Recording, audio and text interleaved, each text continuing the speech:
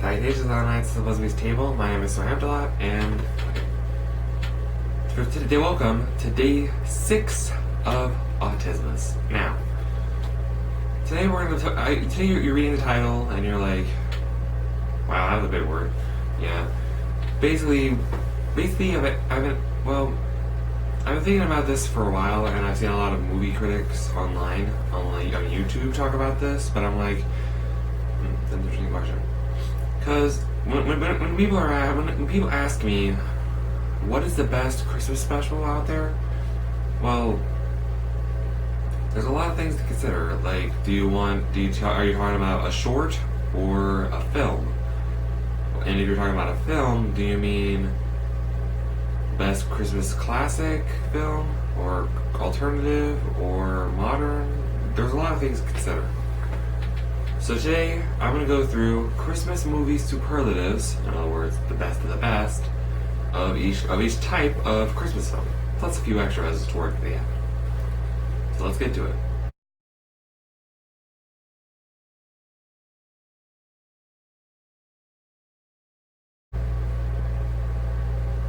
So when people talk about their best Christmas short, there's a lot of things to consider.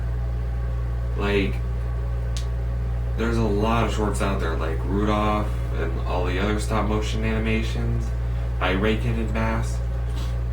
Sorry, my nose is a little nasally today. There's a lot of things, but there's also the Peanuts characters that are really around Christmas, which I do thoroughly enjoy, and also Frosty and all that jazz. But there's one special that's just an all-time classic, and I can't go a Christmas without it.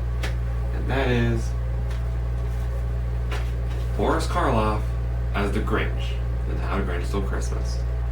Now, I know there's a lot of Grinch adaptations nowadays, like there's the Jim Carrey, which was the first remake, which is the first actual live-action Grinch movie, and then there's the Illumination Entertainment, as with Benedict Cumberbatch, Legolas, as the Grinch. But I'm talking about the Boris Karloff, who is a great narrator, by the way, as the Grinch.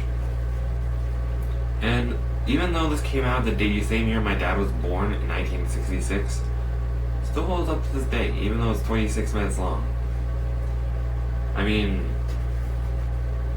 the Grinch is an amazing character. Cindy Lou Who is, even though she's not really well written in this movie, she's still pretty good. Max, even though he's a background character, steals the show.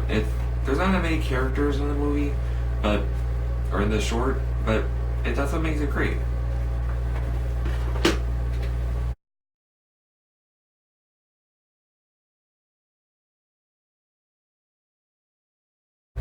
Alright.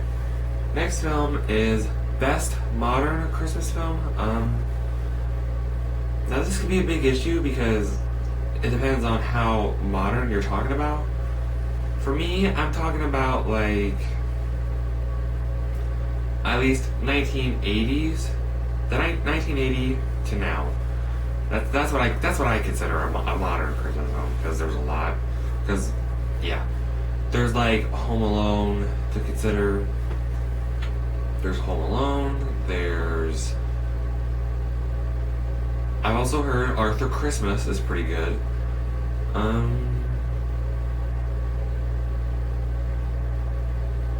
Well, I know there's others, but I can't really think of much right now because I'm not really a modern Christmas watcher, Christmas movie watcher, viewer, whatever. I don't know.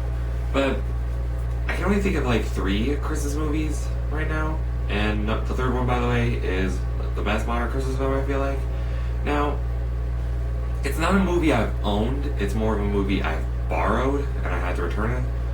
It's from a friend. I saw it at I borrowed it from like my church, and that is The Star. Now, like I said earlier, I'm not that big on I mean, I know the basic plot, but other than that, I don't know much about the characters.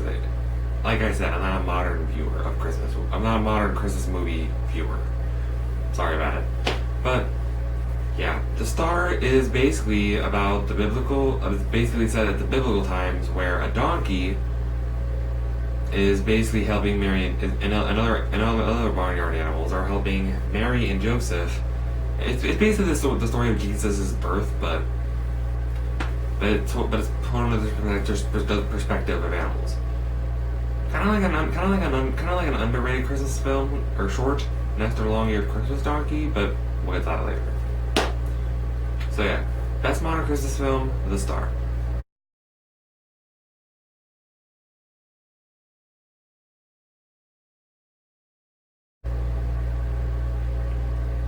Now, when we get to alternative Christmas films, there's a lot to consider. Like, there are a few films that people would associate with Christmas, like it's a Christmas film like Black Christmas, not the remake and not the other remake, like the original, the guy who made A Christmas Story, like that was the same. Believe it or not, that was the same guy.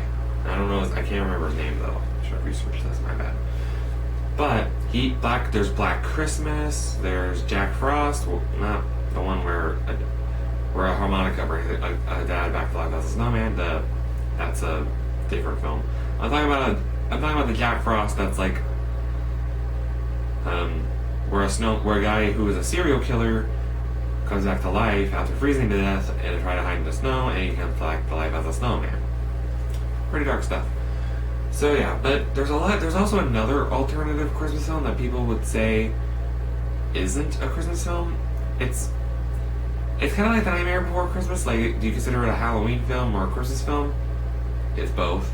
It's Christmas-ween, Hallowmas, whatever you want to call it. I don't know. But anyway, another Christmas film that people really wouldn't associate it as a Christmas film, more of an action movie, is Bruce Willis's Die Hard, which is, yeah, it's more of an action movie first and a Christmas movie second, because it's actually a Christmas film. It's set during the holidays, and at the end credits, there's a Christmas film song playing. It's pretty interesting, actually. But what I think is the best Christmas film, alternative Christmas film, is, and if you've been with my channel for a long time, you would know this already, Gremlins. And, well, I would go into detail about Gremlins, but that's for a later video. Trust me. Stay tuned.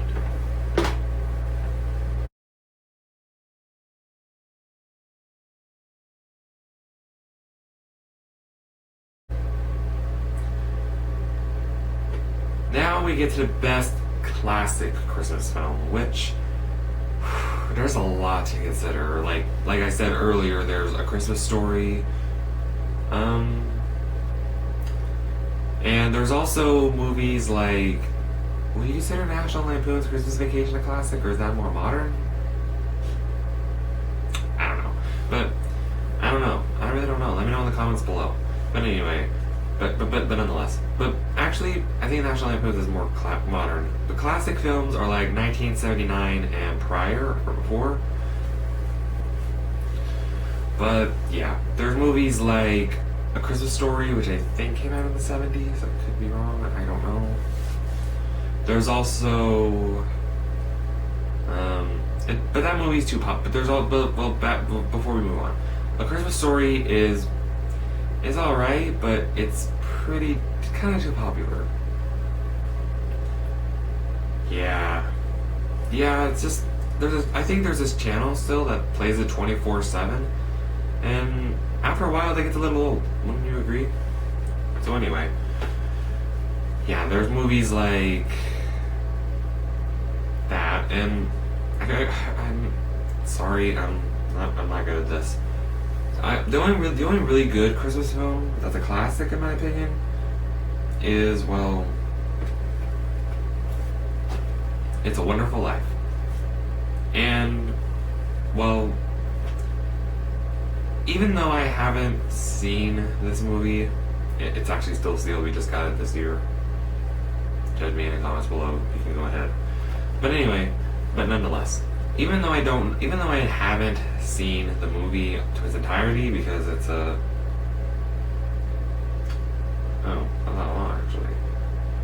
It came out in 1946, and it's still one of the most beloved classic Christmas films.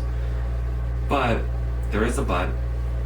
Even though I haven't seen it, well, I know the basic plot because every TV show that I've seen, like iCarly, even a Richie Rich movie was based off it. Like a guy, the main character basically makes a wish on wishing he wasn't even born, and then he goes to a world where he wasn't born. And then he rethinks his, and then throughout the time he rethinks his life decisions, and then there's a subplot about his guardian angel trying to get his wings. And yeah, that's the basic plot actually. But and then I would spoil the end, but chances are you've already seen it, I think. Anyway, moving on.